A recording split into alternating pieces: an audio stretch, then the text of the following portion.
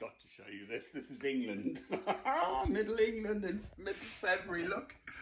Hey, don't need a fridge, do I? Hello, birdie. Oh, squirrel. They do, they come.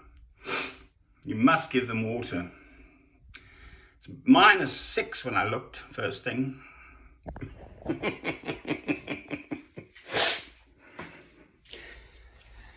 Oh, well, now, what's it all about? Well, I don't know. Me, I know nothing. Oh, we're sitting comfortably. No, I won't begin.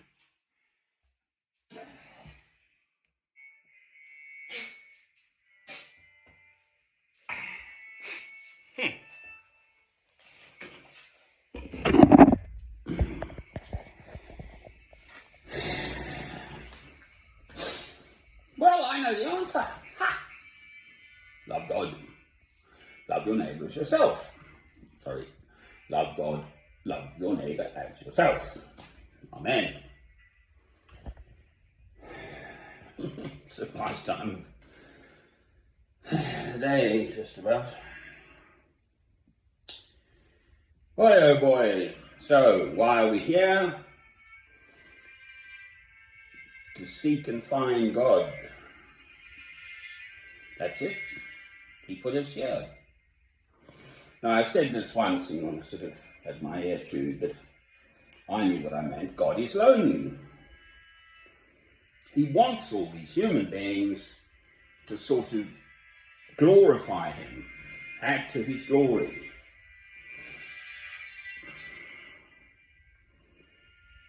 It's reflected in human beings, in our human nature.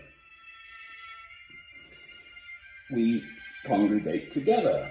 Human beings generally are social creatures. We form communities. It's sort of innate within one's human nature to be part of a group, a society, a people, a race, a nation, etc. I mean, that's just stating the obvious. And yet, there is this being alone with God. It's partly prompted this by watching, for those of a certain generation, mine and older, there's a chap called Keith Floyd, and he did Floyd on Fish. He was a tremendous chef, but he had this sort of poisonality, and he just shone in the kitchen. All these pots and pans and beautiful, well, a plain old fish, and then he turned it into something special. But I found this documentary of him shortly before he died, at only the age of 65. Oh, and what a sad and lonely old man. Gee, I'm not going to go into all the details. You can find it if you want to.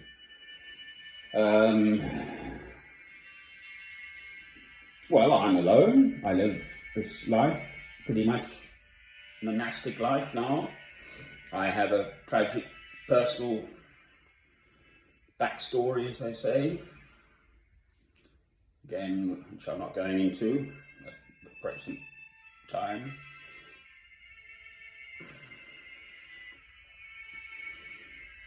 But I'm going to sail on into the sunset, whether I go tomorrow or at a ripe old age, because I love God through Christ.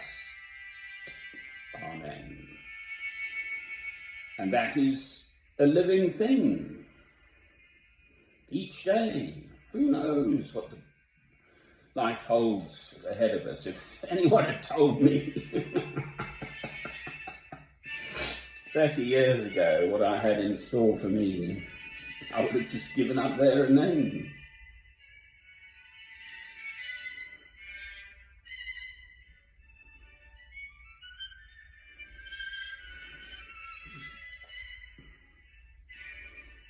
So this is why we are here. It gives life meaning to love God, to live in hope, to live in faith each day.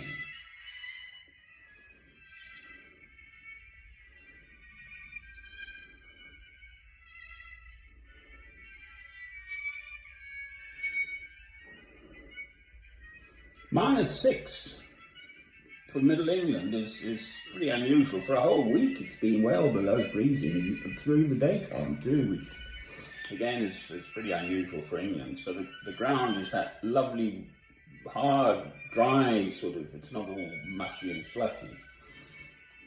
I tend to go around in bare feet and it's actually all the worm casts and everything. It's like walking on, I don't know, frozen worm casts.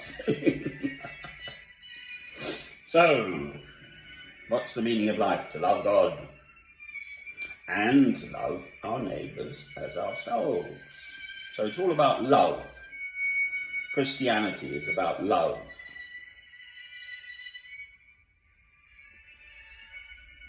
Exclusively, excluding all else. This is another very important thing. I pray every day, and to be my whole life's a prayer, that I have formal prayers in the morning and in the evening.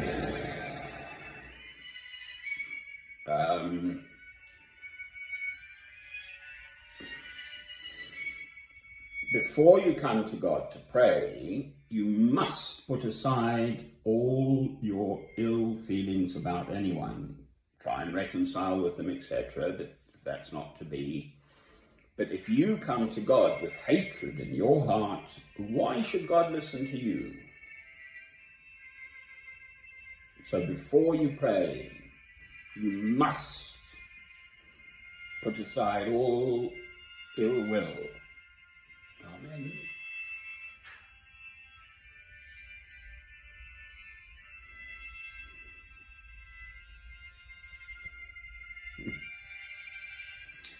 Dream on, hey? I dream of a world where we all loved God. We couldn't manufacture and sell arms. We couldn't. We just couldn't. Knowing they'd be used to kill other people. We couldn't do it as a society. Just imagine that. I mean, in Yemen at the moment, they're going into horrendous.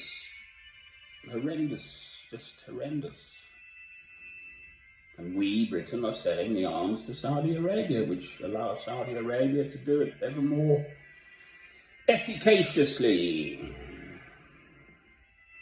The argument being, if we don't sell them, someone else will. So why shouldn't our economies benefit from the sale of these arms? Ho hum. As you may imagine, I utterly disagree.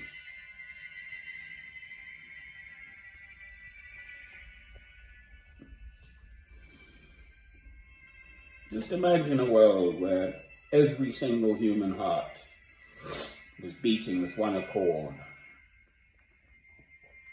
and filled with love.